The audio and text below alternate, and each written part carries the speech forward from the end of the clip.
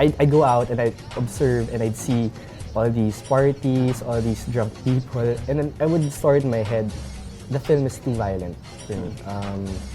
But you need to show it. It talks about, you know, the kids and being wild and not caring about, you know, what's gonna happen, what can happen.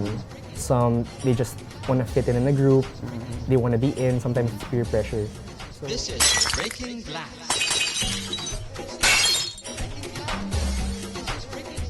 Mamaya yung party nyo, di ba?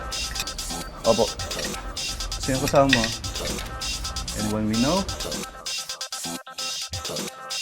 Tonight nga pala yung party ni Jin. Punta ako ah. Really? That's nice.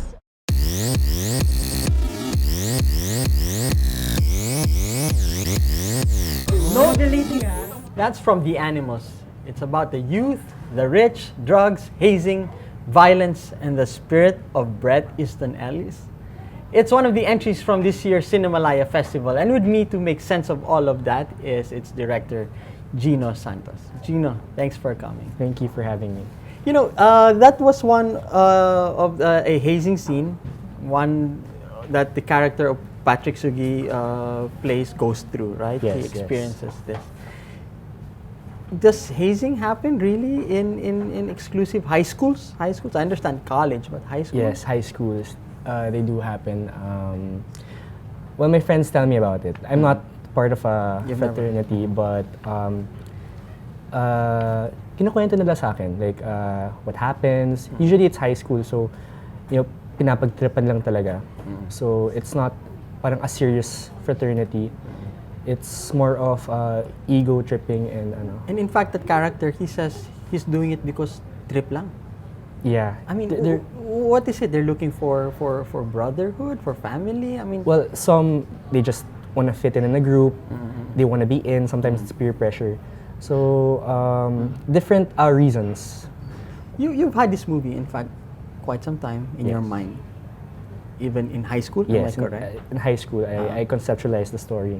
So this is the world you lived in, am I Yes. correct?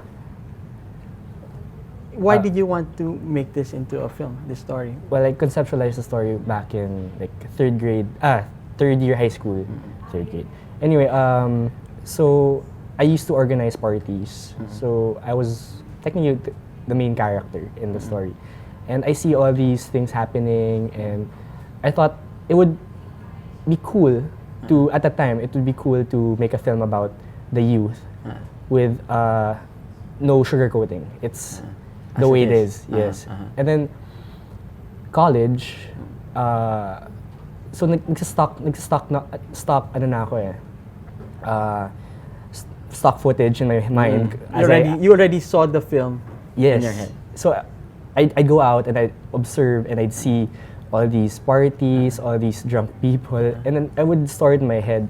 And finally, when I got the chance to write it with my writer, Jeff Stelton, you know, we'd compile everything, and then that's how the script began. So in fact, you say you think you are the character played by Albi Casino, right? That's you. I mean, but Sort he of, really yeah. goes into that world Yes. of drugs. Yes. And I would say that I'm everyone there, and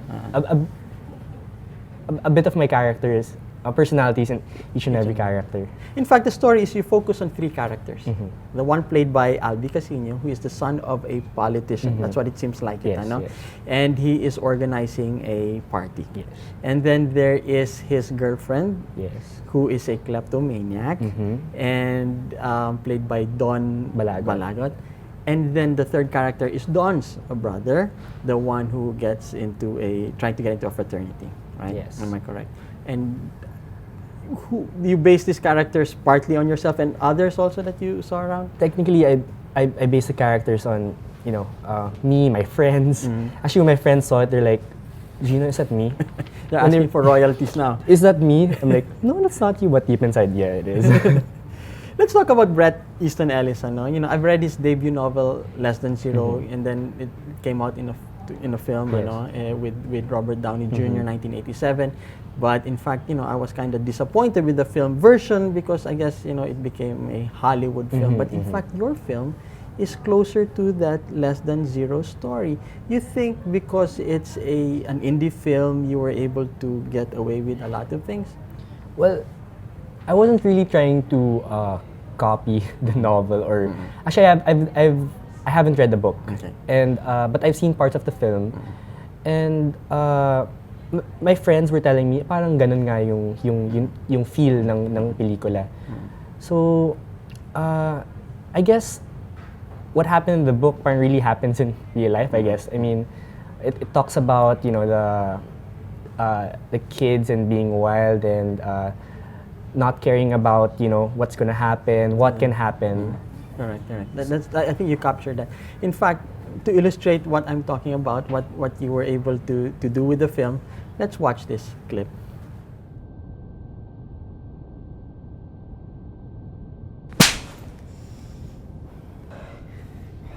B.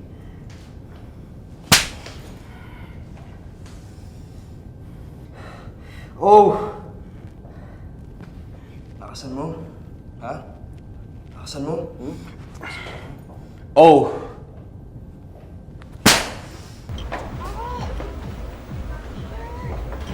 Oh my gosh, Car! Oh my God! Get up! Get up. Car, please put your head up. Gusto mo ng tubig? Want water? Let's get her water, get her. I'm not sure that a film in mainstream Hollywood could be made with that scene like that. I know it's amazing. This is the toilet scene. Yeah. What went through your mind coming up with that scene? Well, that scene, first-hand experience. I was in a club. It was a birthday party, and the girls were just like that.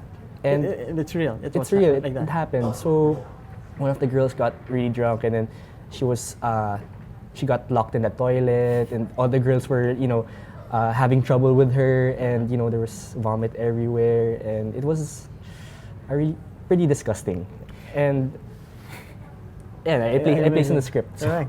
I thought it brave that in fact you really don't have a protagonist, a good guy in the story. They're pretty much all amoral characters. I mean, you didn't see the need. You really didn't want to sugarcoat it, ano? Yes, I didn't. Well, there is parang a redeeming scenario in the end, but I wanted my characters to be real, and each of them parang they have their own goals, because one is the other wants to have fun. That's Albi Casino. The other one wants to have more. That's the girl that plays Trina, and the other one just wants to fit in. So I think that's each of Those are the goals that. parang yung character nila as a teenager. Ganun yung mga gusto ng mga teenagers at that Medyo simple lang. simple lang parang Tell me how you did that. how I did it. Okay, I had it, pinalinis ko siya. Super linis. I didn't tell my actors about it. And then, pinadumihan ko siya. And then, so... Pero yung malinis na dumi, siguro. Oo, malinis na dumi. So, I had like iced tea, I had oatmeal, I had tissue paper all over. I had different colors of vomit. I had orange, blue. What was the vomit made of, by the way? Oatmeal. Oatmeal. Oatmeal and So that food is coloring, the- yeah. okay. Tapos, So, and then you had how did the actors take that? okay, so I brought in my actress, and then she was like all iffy about everything. And we sat down on, next to the toilet, and then we placed our hands inside the toilet. I didn't know if it was clean or not. I just placed it down and I said, "Oh, see, it's clean." And she did it. And then, ayun na, naging comfortable na kami with the whole environment. And then we had like more than 5 takes. So it naturally became dirty. Kita mo, may mga footprints na doon. All the girls were adapting it with the environment. But how did they get into character? Into character, well, some of them had shots. So we had to, for them to be, in character talaga. So sabi ko, we had alcohol kasi on set eh. Kasi it was the party scene, so we had real alcohol. Sabi ko, mag-shots tayo. And then, ayun, after a while, medyo totoo na yun nangyari. So by the end of the Were people actually throwing up? no naman, not at that point. It's more of tipsy. Tapos they were really slipping because the floor was slippery na. getting wet, Oo, slippery na. And then by the end of the take, they had bruises already on their knees, and I was But like, they were "Is- game. They were They were game game. about, They were such a sport, and you know everything looked so natural, and that's what I wanted. I said to them, "How would you attack the role if your friend really was drunk? How would you do it?" So they've experienced that naman. So natural naman yung nangyari. No. The other thing about the there's an adventure with the MTRCB. Am I Yes. correct? Tell me what happened. Well, the film is actually R16, the first R16 film, but it originally got an R18. And from my understanding, this is the first R16. Yes. So R16 meaning if you are 16 years old and below, you cannot Yeah. watch No, this. 16 years old and above, you can watch the film. But if you're 15 below, you cannot. Alright. So originally it was R18. Yes, But then what happened? They said it was too violent nga. They were very iffy about the bathroom scene and the bugbugan scene. And when we heard about getting an R18, we were shocked because we wanted an R13. And then my mom pleaded, like she's like, it's for the kids. It's for actually a film for the kids. So if you limit it to R18, yung target audience namin na dapat kids 13, 14, watch it, 15, yeah. oo, hindi makakapanood. She did this pleading in front of the MTRCB Yes, board. Am I 'cause correct? usually- she gave a speech. Yeah, because usually they call you in after after they watch it, they call you in, and then the panelists express their opinions about it, and then you get to defend your film. So you get So good thing my mom was there to really defend and a point of view of a parent and someone who's seen it firsthand. So sabi niya it's really for the youth. So at least they told us na it's perfect for an R16 film rating, but it wasn't effective yet. Next month pa daw. So because it was that law, having an R16 is just new. Yeah, it's just new. So, what they did was they lifted up the rating first for us to be R16 the next month. So, ayun, R16. The other thing, the cast. Mhm.